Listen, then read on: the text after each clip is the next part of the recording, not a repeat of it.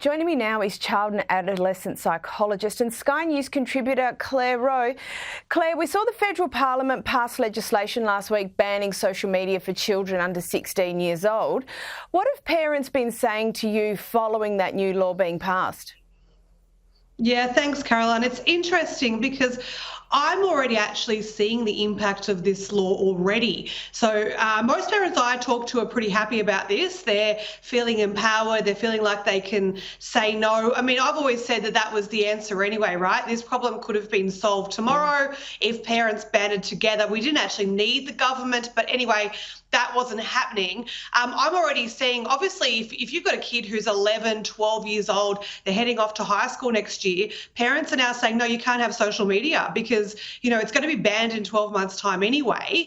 And so they're going to have the fight of their lives if they give it to them for 12 months and then try to remove it. So most parents I'm talking with are pretty happy about this. I know that, you know, I was not always on board as a supporter of this. I don't condone government telling us how to parent, but at the end of the day, I'm seeing kids every day. This is literally killing our kids, and the mental health effects, I think, outweigh any ridiculous argument, particularly disappointingly by mental health groups saying that social media is a place where kids can come together and it protects some aspects of their mental health. I just don't buy into that argument at all. And do you think that in a broader sense, if kids aren't going to be on social media, they can be out doing other things? Like, I know that we have a lot of online interaction, but what of the, you know, good old-fashioned kids playing with each other in person? Yeah, so obviously one of the arguments, you know, that's talked about a lot against social media is what they're seeing online. But actually, I've spoken for nearly a decade now. I think the biggest impact of social media is what they're not doing. So if I look at a kid's screen usage, you know, it's 6-7 hours a day. And so we have to ask, what was the previous generation doing with that 6 or 7 hours? And you're right, they were socializing, they were talking to each other, they were sleeping. You know, kids don't sleep these days. They were having dinners with their family. They were out exercising. So for me, it's not just about the predatory behaviour and the junk on social media. It's about the complete addiction of looking into a little black box and not doing all these other things, which are really important for development. So you're right, we might actually just get back to some socialisation without arguing that they have to connect somehow online. And schools have already proven that, right? So the school ban has been the best thing that the New South Wales government brought in. And kids have moved from staring into their screens on the playground to talking to each other. So that's just proven it's been a massively positive move. Yeah, I think so. I tend to agree with that. And still on schools, and it appears old is new again, and the 2024 NAPLAN results have improved significantly with the recent return of the old school, the direct instruction teaching, which no doubt you and I both had. But can you explain to us why children learn better this way? Yeah, well, I think a lot of parents and certainly grandparents who are hearing this news actually might think, I had no idea that classrooms were not done in this way. You know, we're talking about old school stuff, but it's actually just really common sense.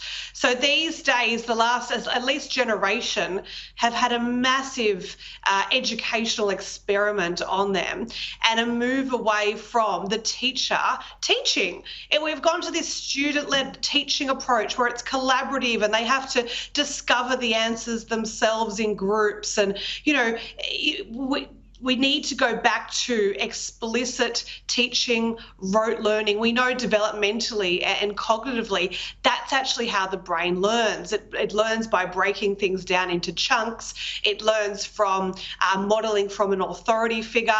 It learns from structure.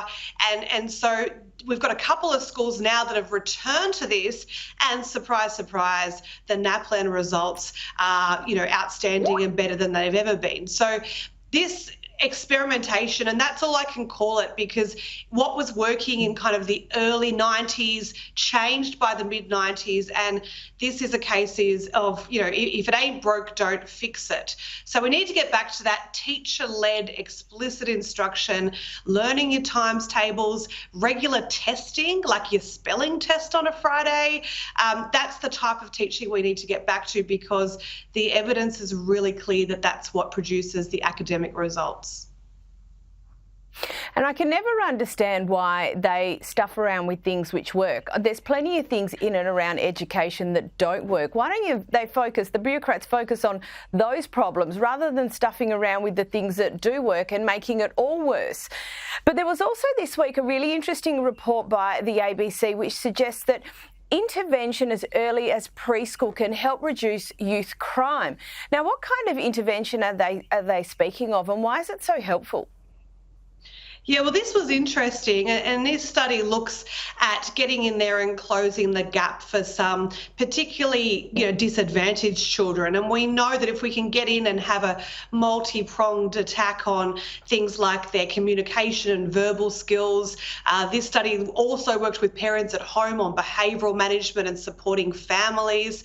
So we're trying to close the gap on, low socioeconomic kids and disadvantaged kids. Then absolutely, the trajectory for those kids is going to be really much better and steer them away 10 years later from juvenile crime. So this is a really confirming study to what psychologists have said for a long time, that early intervention makes the world of difference. I would just say, though, as well, I think we need to have a real good balance between, these wonderful programs at a preschool age, but then also investment into families to help them keep kids at home if that's what they want to do, and not be forced into full-time preschool or daycare due to economic pressures. So it's that balance that we need between the two, fostering healthy attachment at home and also these more structured government-led programs. And I think you end up with much more rounded children the earlier that you can start working on these sorts of things, particularly if there's any sort of issues, much better than trying to deal with late stage problems. Thank you so much, Clare Rowe.